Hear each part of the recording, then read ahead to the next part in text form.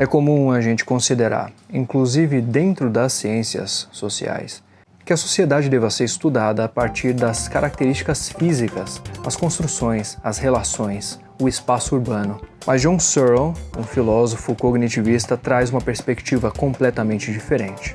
Ele diz que existem realidades que só existem na nossa mente. A perspectiva é a seguinte: ele começa o livro A Construção da Realidade Social, dizendo que existe uma questão que intriga muito ele, que é a questão de que metade daquilo que a gente vive é imaginário.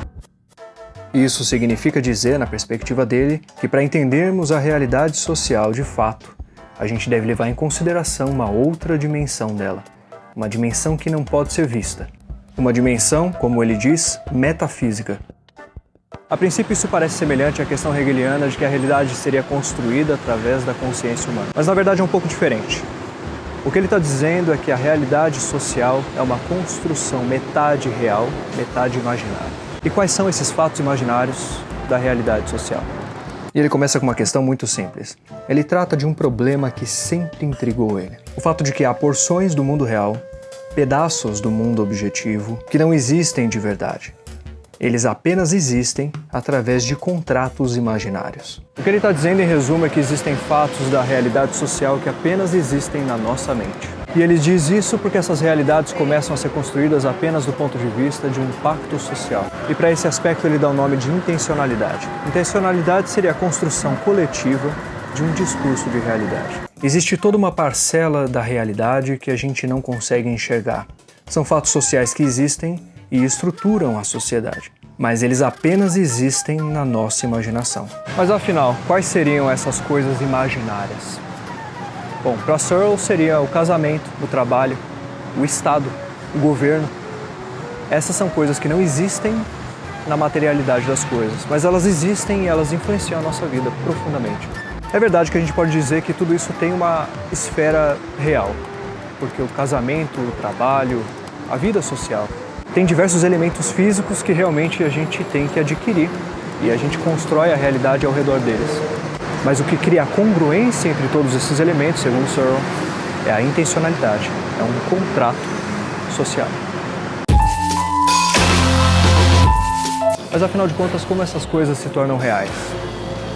Como elas influenciam a nossa vida? Como elas se tornam congruentes? Bom, o fato é que para Searle, a construção desse tipo de relação se baseia na emergência. E a teoria da emergência funciona da seguinte maneira.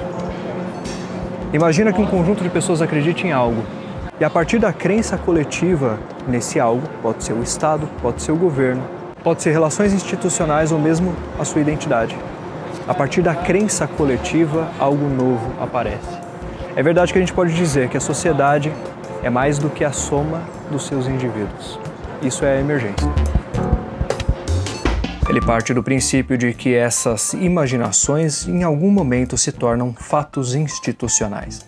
E que é curioso que esses fatos institucionais, embora não sejam físicos, não sejam reais, se mantenham com congruência e sentido por tanto tempo. E o curioso é que para pensar sobre isso ele usa uma terminologia muito interessante. Ele diz que esse é o fardo metafísico da realidade social. Bom, mas por que essa terminologia? Ele chama de fardo metafísico porque é como se a realidade ficasse inerentemente dividida em duas dimensões, metade imaginária e metade física. E para ele é difícil distinguir de onde vem o poder da organização das coisas, porque, de certa forma, a gente está influenciado pelas condições físicas da realidade. A realidade física também é definida pela realidade ideológica. Bom, alguns já devem ter identificado, isso é a dialética. Mas e agora? Como que um pesquisador social se posiciona com relação a esses fatos? Porque, se eles não existem no mundo material, talvez eles careçam de evidências para estudo. E para Searle, a gente também não conseguiria explicar do ponto de vista interno, fenomenológico ou psicológico, o que significa na mente de um indivíduo o dinheiro, a propriedade, o casamento. E aí ele retorna a um ponto que se assemelha à perspectiva de Bourdieu sobre as práticas e hábitos. O fato de que processos fenomenológicos da sociedade devam ser compreendidos apenas através da sua materialidade. Isso significa dizer que a congruência entre todos os elementos que nos cercam é construída e mantida apenas através do imaginário. Imagine uma cozinha, por exemplo, e todos os elementos que existem dentro dela. O almoço é um conceito. E o conceito almoço está relacionado a um conjunto de processos que utiliza objetos para o cozinhar. A faca, o fogão, a panela, todos esses utensílios são manobrados no mundo real, definindo não apenas quais itens, mas a ordem desses itens. Essa congruência jamais poderia ser explicada através dos próprios itens. Um pesquisador que observasse apenas esses elementos jamais saberia o que é um almoço, porque é impossível investigar o conceito através dos objetos.